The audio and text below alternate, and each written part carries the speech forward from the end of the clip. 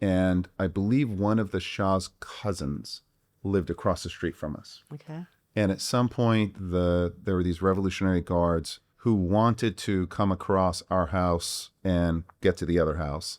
And bullets went through our house and shattered the living room window. And at that point, we didn't want to leave. But at that point, my mom said, let's go. For me, it's something I don't take for granted. Yeah. This is what America, what the UK offer to immigrants to hopefully become a part of that society and to contribute that to society. It's magical. And it's fragile, and that's why. It really is.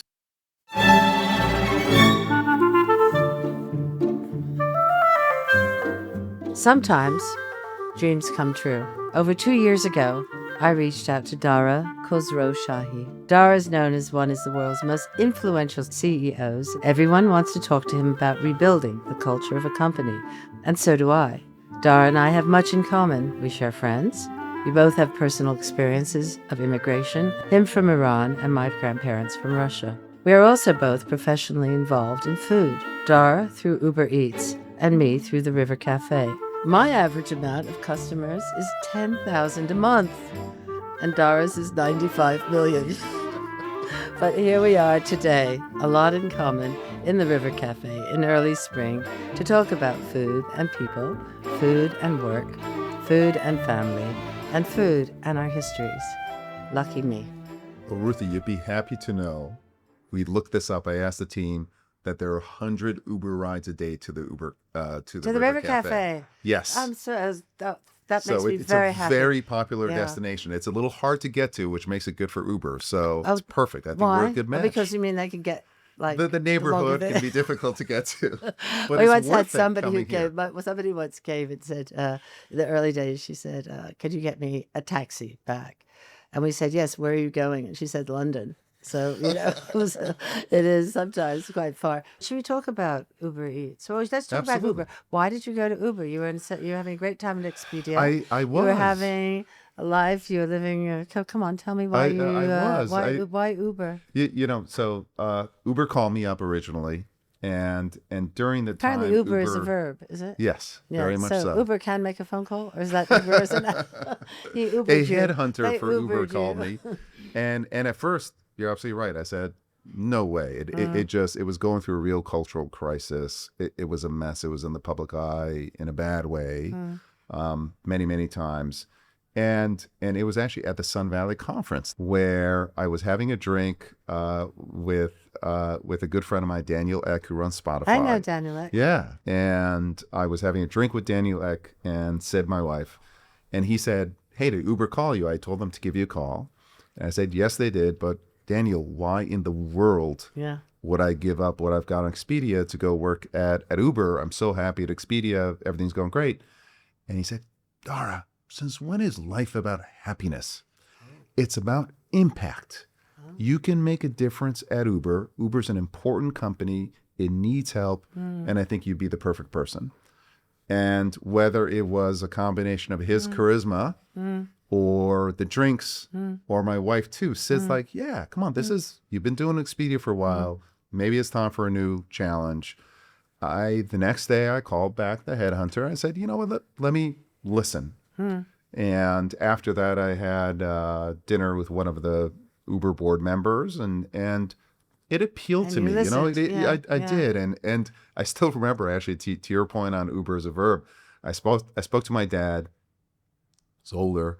And I still remember he says, Dara, when a company who's a verb tells you to be CEO, you just say yes. And it was and what I found after the fact, but it was certainly what attracted me to Uber, is that the people who go to Uber, because it's not an easy company. It's not a technology company that only works in the digital world. It works in the real world. You know what it's like here. You know, it's like, you have all the plans in the real world for perfection, but then always something crazy happens. So it's just I knew it was going to be a challenge, but people who come to Uber are attracted by the impact that we have in the world. We're a digital company, but we're helping people get around. It's about people, isn't it? And we, during COVID, we helped so many restaurants stay live. So it was ultimately that impact on the company that really, really attracted me. And in hindsight, I'm so happy I came to the company. What year did you start at Uber? I think 2017 I joined. So it was probably 4 years. Yeah. Then COVID hit. And it was just such a shock. And what was it that like for you? For us, it was, Uber at the time was going through its challenges anyway. Mm-hmm. We were losing a bunch of money. We had gone public, and the IPO had not gone well at the time. And the 80% of the business was mobility. Uber Eats was kind of an idea Yeah. Had you thought of that it we're before? developing. You were developing before COVID. Yeah, it had actually started before I got right. there. And I was Okay. like, look, this is a cool business. Let's Yeah. keep investing in it. Let's grow it. And then when COVID happened, 80% of our mobility business disappeared overnight. Yeah. 80%. 80% just gone. And Just- we were already losing money. So we went from losing kind of $2 billion a year to losing $4 to $5 billion a year. We didn't have that much money in the bank. And so it became kind of a question of survival for us. And lo and behold, the mobility business almost disappeared, but the delivery business really started picking up. And Can I just ask you? Yeah. Where were you? I was in San Francisco. And so were you when did it you leave happened. your house, or did you do everything from home? It was, I worked from home then. Basically everyone did. Everyone stayed at home. It was, conversations were over screens. Yeah. Yeah. And you really didn't know what was safe, what was unsafe, where the world was going to go. It was, I got to spend a lot of time with the kids, which is nice. Yeah. So go back. So then Uber Eats became, did you say it became a food? Yeah, I mean, Uber Eats became our lifeline. Yeah. It became a lifeline for our restaurant partners because they were having a ton of trouble, but they got to keep employing their employees as well. And then also became a lifeline for our drivers because we said, well, you were driving people. Yeah. Now you can drive food. Yeah. And keep earning as well. So it really was such a blessing for us and a blessing for our ecosystem and our partners as well. And was this global? This was, it was Everywhere. absolutely global. So Uber Eats I mean, was everywhere. Yeah, and now Uber Eats is about How half does of the it business. account? It's half, is it? Do we think that there's a scenario where people don't go to restaurants, but now nobody goes to cinemas. They watch their movies at home. And could there be a situation where people say, well, why do we go to a restaurant when the restaurant could come to us? But then last night I was here and I was in the kitchen and I looked around. I just watched people bump into each other. We had the man, he noticed that, somebody else at the other side of the room, he'd met at a conference last week, and they were all around. And then you had another person who was here celebrating their kid's birthday. And I thought, well, that couldn't happen if you just were at home eating. I don't want to. I don't want to take business away, but we want you to bring people here and take food to people. That's a cool thing about Uber, which is we want people to go out of their house, which is the mainline Uber business, and also people get delivery. And I do think that the restaurant business is changing. And you know this, Ruthie, which is there's a part of the business that's about the food, but there's a part that's about the hospitality and the environment. I mean, you walk into this place and instantly just the lighting you have, it's so beautiful. Oh, thank you. And the instant you walk into this place, it feels bright. And so I do think that restaurants need to have a clear identity as to, is it the food? Is it the hospitality? Is it something else? What is it that makes them special? And there are restaurants, quick service restaurants where it's mostly about the food and where delivery is the main line. And so delivery allows someone, you're not restricted by the size of your dining room, and the kitchen becomes a thing and the dining room isn't the thing. And so in that case, delivery is great for these players because they get to expand, they get to have incredible scope. And even with some of them, they have dark kitchens, which is they take their recipes and they get to really expand their scopes. But then I think for you have a clear identity, which is the food is special.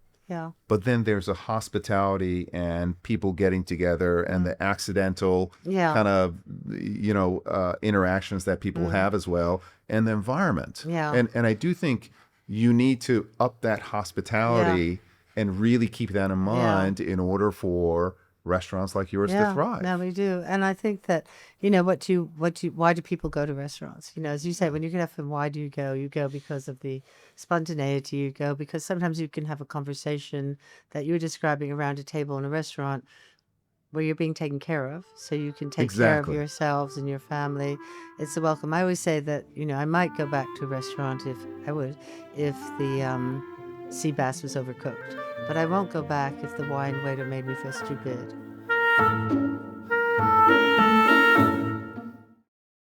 So what I thought would be good is if you read this recipe, and there are very few people who get to read a recipe that isn't the river cafes. Yes. But as we were saying about your culture, your history, your family, your country, that to start with a recipe from Iran would be very moving to me and probably much more delicious than anything I could write. So why don't we hear your recipe and tell us about it? Wonderful. So this recipe is korme sabzi, and it's an Iranian stew.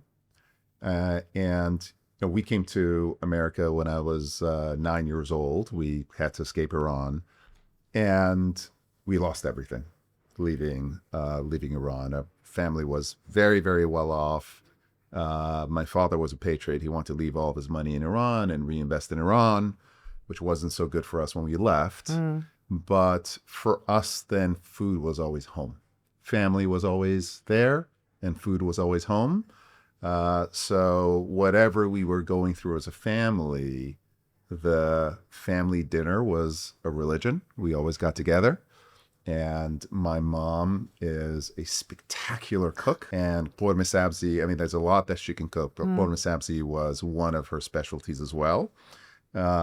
It's a tough one. It's not an easy recipe. So the ingredients are onion, diced, 4 cloves of garlic, a teaspoon of turmeric, 1 gram beef ground, some Persian limes, kidney beans that are dried, some parsley, cilantro, fenugreek, which is really important, 1 cup of fenugreek, 2 cups of fresh chives, and then salt, pepper, and oil.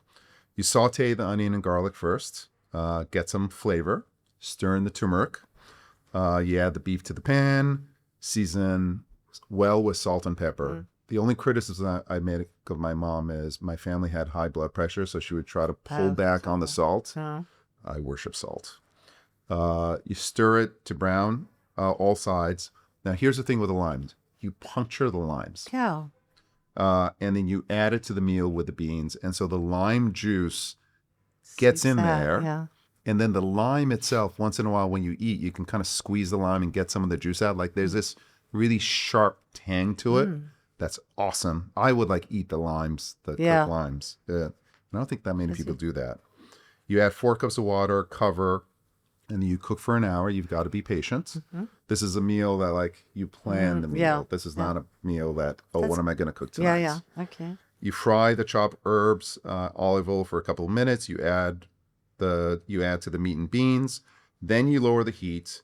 You cover and cook for another 2 hours. Yeah, so again, 3 this hours, is, you've got to let this thing go. You stir the pot, and then it adjusts the seasoning to taste.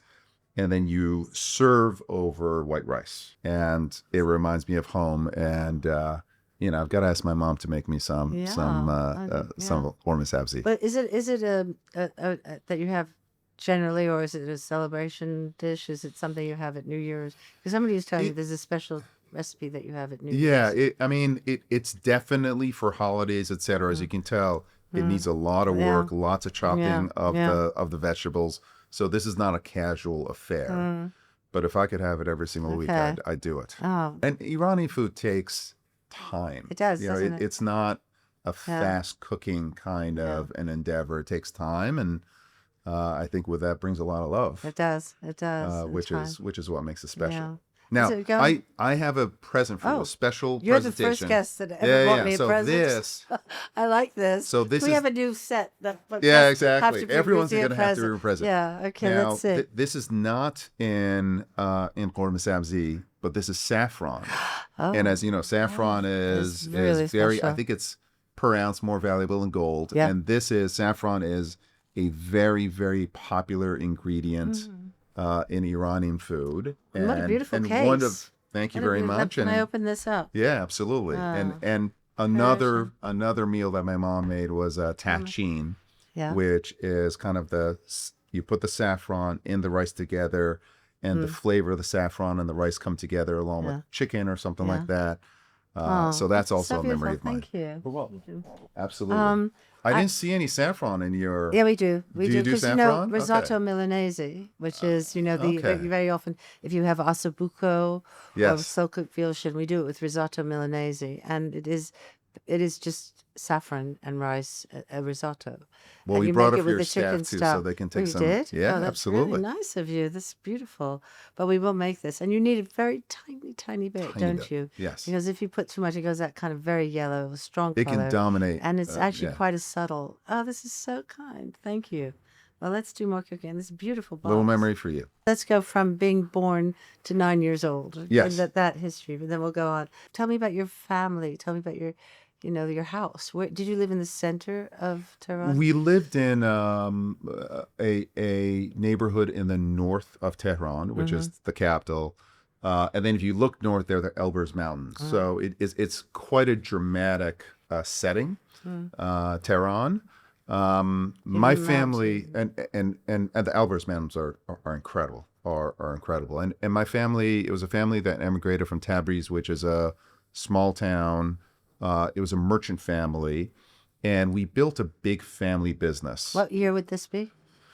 This is in the 60s. I don't know exactly the year, but it was in the 60s where they moved from Tehran from Tabriz to Tehran. But they were working before that, were They were. It was basically a merchant family, Yeah. and then what we did is we built up essentially a pharmaceutical and consumer manufacturing business in Iran, and we were one of the probably there are 5 or 6 large families in Iran that own these industrial conglomerates. The Shah at the time was trying to modernize the economy and modernize society generally, and we were a part of that modernization. And we would license consumer goods from Western companies, manufacture them in Iran, distribute them in Iran and in the Middle East as well. And because it was a family business, family was all around. So my uncle lived next to us. My great-grandfather lived in a house right above us, literally, Your like looming on top. your grandfather's father. Yes, multi-generational family. And literally my family was all around us. We would just walk from one house to the other to go see cousins. So, in Iran, family is, one, your definition of family is different. What would that be? Your cousins and second cousins and third cousins, they're just all cousins. And just family is just a part of your existence. And when I was 9, we were very, very well off. The revolutions or signs of the revolution started happening. What year are we in now? This is 78? 1978, 77, going into 70, 1978. yeah. There was this pushback to Islam, to traditions, and that's what Khomeini came in to the U.S. My family fled, thinking that we would just leave the country for a couple of months while things would calm down. Yeah. And things didn't calm down. But when you were growing in that 9 years before you left, leaving home at 9, changing, as you say, that's a very vulnerable age to suddenly, and for your parents, for your whole family to move up. Yes. But do you have a memory of that, apart from the family, did you gather together for meals? Did you? Oh, have, yeah. And would you have cooks who would make? We would feed have all these cooks. people? Yeah, Yeah. we would. So for us, dinner was religion. It was. Family dinner was really? religion, and How many would be there at a family? we would probably have any time. Sometimes it was just us, which was the 5 of us. I've got 2 other brothers and my mom and my dad. But then often we would have cousins there as well. And remember, we have the dining room and then the kitchen right close by. And we did Do you have remember a the cook. kitchen? Oh yeah, You did? What was it like? Yeah, it was just this big center of activity, etc. We had a cook, Soleiman. Soleiman was his name, and he was kind of always leading. Yeah. It's the preparing food. It's almost like he was an orchestrator. Getting everyone, because usually we did have a lot of guests as well. Would your mother go in and cook with you? Oh, yeah, Do you think he taught her to cook, or did her mother teach her to cook? She was, I don't know who taught whom, but she's a great cook. So when we came to the U.S., like she was Yeah. cooking up a storm. So I think it was a team effort, but I remember like one meal, another very popular meal is chela kebab, which are these What is that? kebabs. It's these kebabs, but you bang on the kebab. Flatten them. Yeah, you flatten the kebab. And so one of the really fun things that I would do is, I get the big pounder and I'd like pound the kebab, and Soleiman would kind of tell me how to do it. And then you'd stick the shish kebab. Yeah. And then you put it on a grill? I'm sorry? On a grill? Yeah, on a grill, on kind of a wood fire grill. And it was just divine. So would you spend time in the kitchen? Would you Oh go yeah. in We were everybody's running around with Soleiman was like, a god to us. He was this incredible person. And you'd go to school all day and then come home, do your homework, and sit down to dinner, or would you? I don't remember did you have doing homework, but I'm sure I did some homework. That was not like the It wasn't lead a big memory, deal. but it was just Yeah. it was three boys running That's around so and a bunch nice. of cousins running around.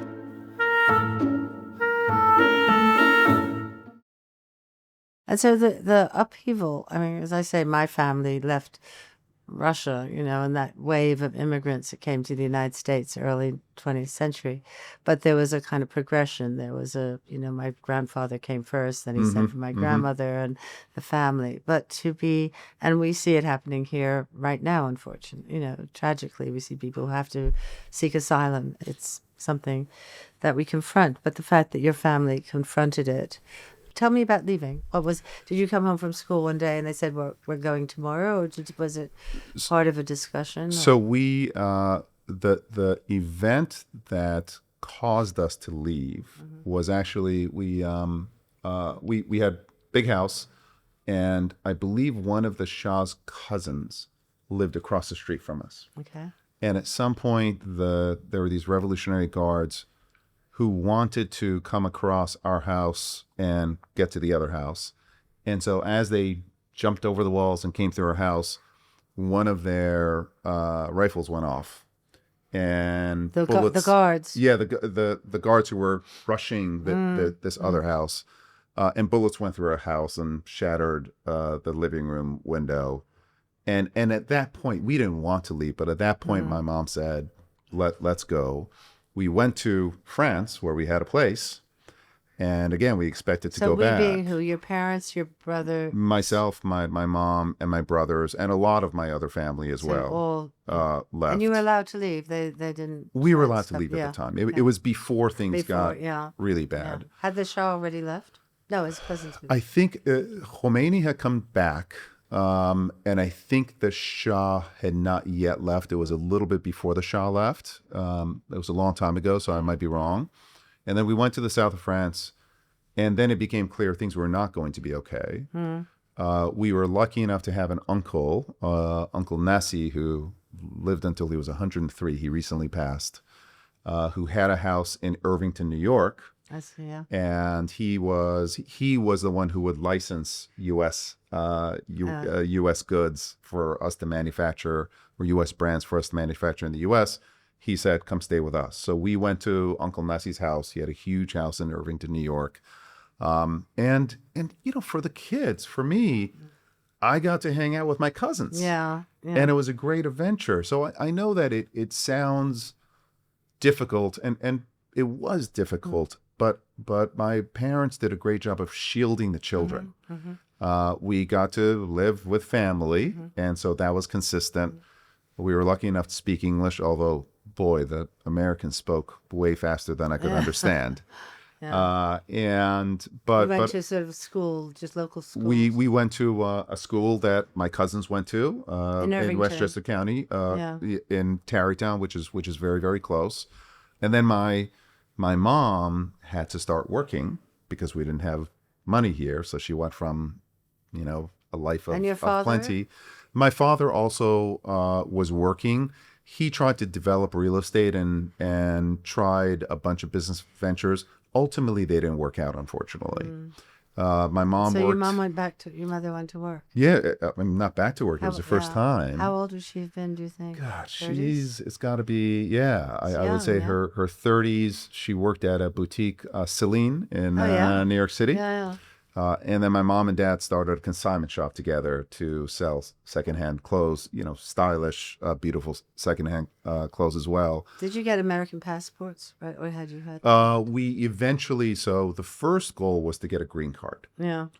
And it was a huge battle to get a green card. It was, and a green card meant you could stay.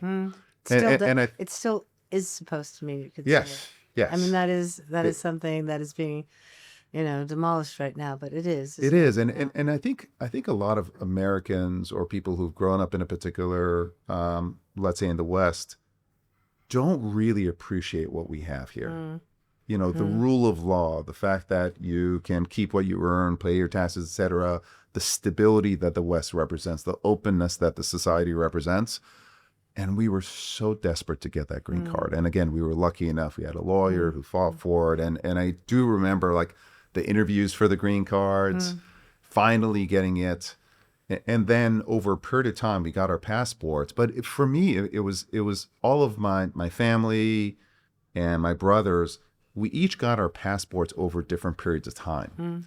And I actually waited a little bit longer than I had to, because I come to the U.S.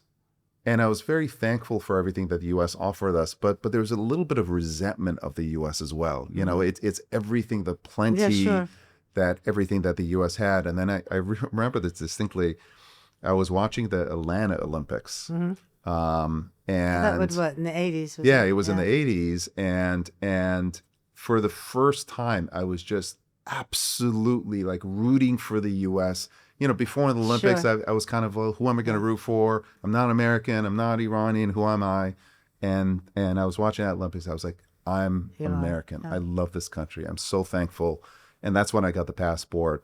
But for me, it's something I don't take for granted. Yeah. This is what America, what the UK offer to immigrants to hopefully become a part of that society and to contribute that to society. It's magical. And it's fragile. And that's why. It really is. It's fragile. And that's why we're really talking about today. Yes. Then it's something, and I think you've done that in your work as well. I think, it's something, again, I'd like to talk later about, but I think Uber. It's a bridge for so many people who come onto our system into the financial system. Often it's the first time they're opening up a bank account. It's the first time that they can earn predictably for their family. And for some, it becomes a profession. There are a number of full-time Uber drivers, etc. I was just talking to one of our drivers who was actually it was in Brazil. Whenever I go visit, I'll go visit with merchants and drivers. And she'd just gone through a divorce. And she became an Uber driver to support herself. And she supports 4 kids and has bought a house. And she was so proud of what she accomplished. I do know, having, done a bit of research, that your father had to go back. Yes. So he went back. My grandfather got sick. And it looked like he was at his deathbed. So my father went back to be with his father. And magically, my grandfather got better. And because your grandparents didn't come with you when you left. They didn't go with us. And because, again, we didn't expect things to happen that way. We just went out of an abundance of caution, which turned out to be much needed. And so when he was there and his father got better, he wanted to bring his father out as well.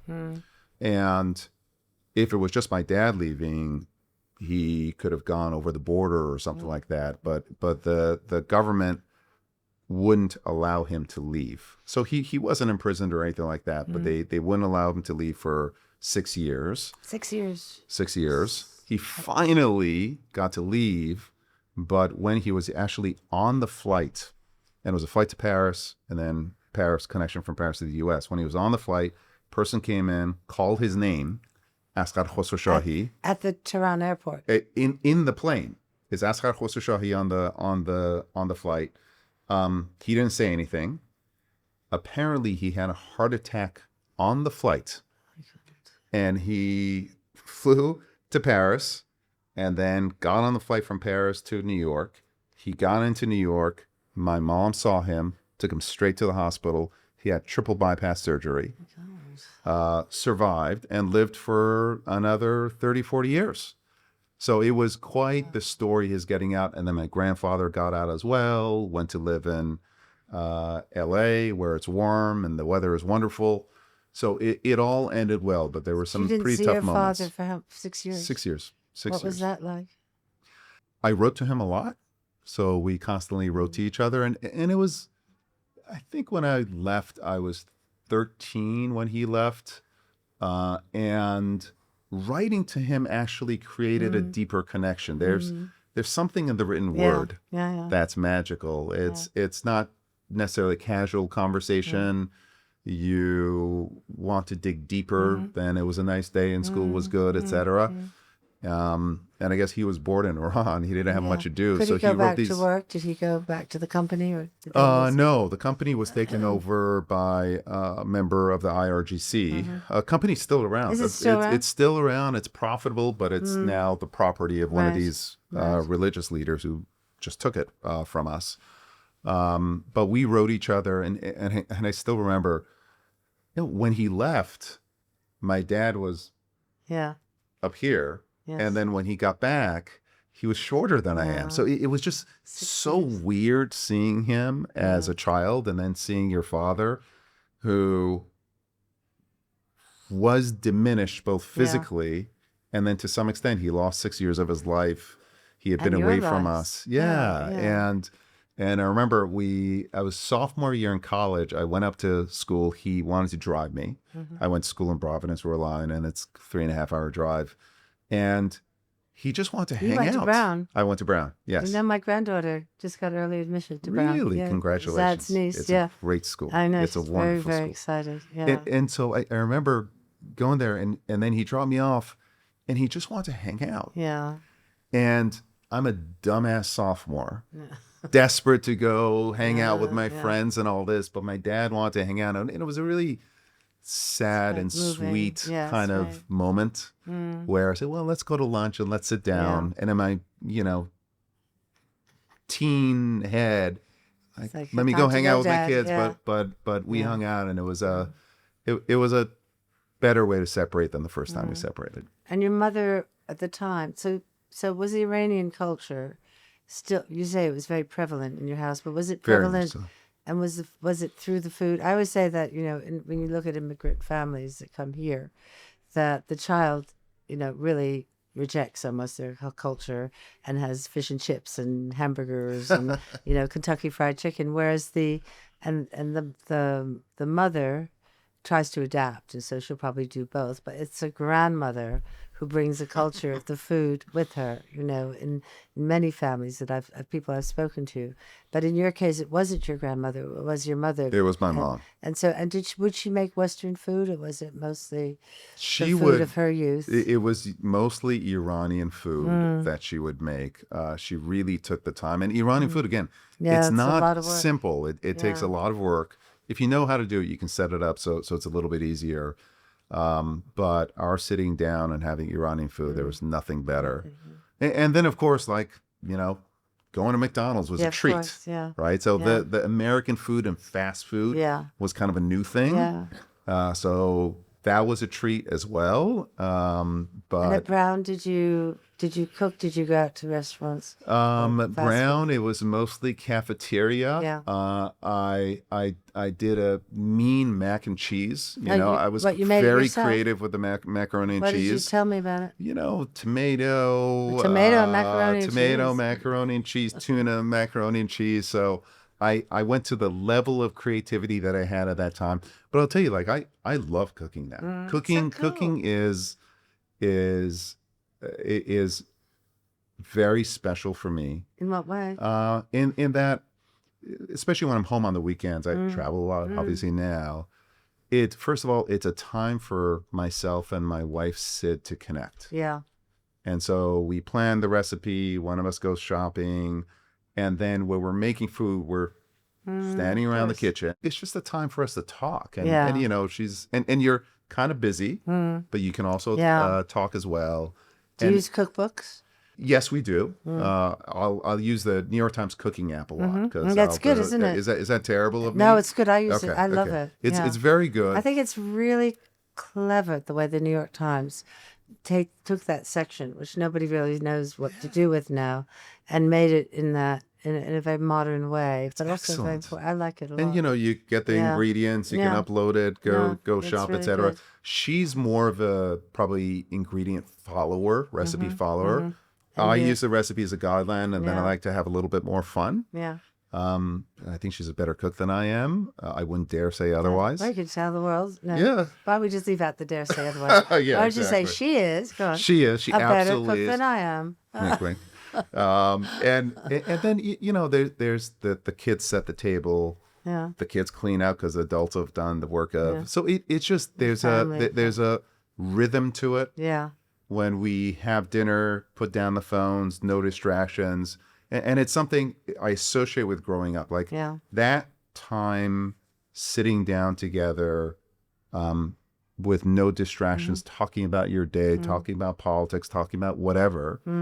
I think for me, it feels healing and fulfilling. You know, my time with my wife and then with time with the kids. Talking about whatever. It's really important. And it stays with you, I think. It'll stay with them. It might take 2 more minutes, but I promised I would tell you the story. J.J. Abrams, yes, you know, who of course. directed Famous Star director, Wars, famous director, is a very close friend of mine. And I was having dinner here about 10 years ago with Bob Iger, who's also a friend. We were sitting at the table. J.J. was filming Star Wars here. And so I knew that J.J. wanted to talk to Bob. Bob wanted to talk to J.J., but then we were different tables. So J.J. came over to the table, and it was like, there was Bob Iger, and they started talking right away. And Bob said, J.J., why don't you sit down, and we'll discuss this more? And J.J. said, I would, but I have an Uber waiting, and I don't want to lose my star. Yes. JJ has it right. And he's thinking about the driver. He was thinking he didn't want to lose his star. He's a great director and a great Uber producer, rider. His boss, his everything. So I said to him last night, I said, can I tell that story, JJ? And he said, go for it, Ruthie. But also at the end, why don't you say, if Dara was a good interview, that he had a 5-star rating? So yeah. 5 stars. You get 5 stars. Is that the highest you can get? That's the best you can get. Okay, Yes. well, you get the best. So thank you so much. So we, first of all, thank you so much for this. It was a real pleasure. Thank you so much. Thank you for my presents and beautiful. I hope you use the saffron to and good the use. box is so beautiful. Unless you want the box back. No, please. It's so beautiful, and so we always try and ask everyone after an interview, which has told me so much about your life and about your family, and I want to meet your mother, and we have much more to do together. But I would like to say that if you, and I hope you don't need comfort very often, but if you need comfort and you want to do it through a kind of something to eat, is there food that you would go for? And by the way, everyone needs comfort. Yeah, we do. For me, it goes back to my mom, which is tahchin, which is this rice cake. It's made with saffron, chicken inside, and there's something about a tahchin.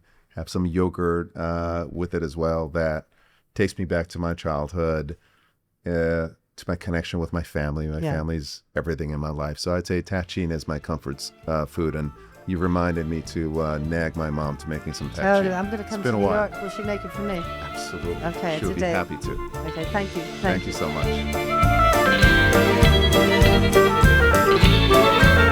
Ruthie's Table 4 was produced by Alex Bell, Robbie Hamilton and Dara Rogers, with Andrew Sang and Bella Salini. This has been an Atomized production for iHeart Media.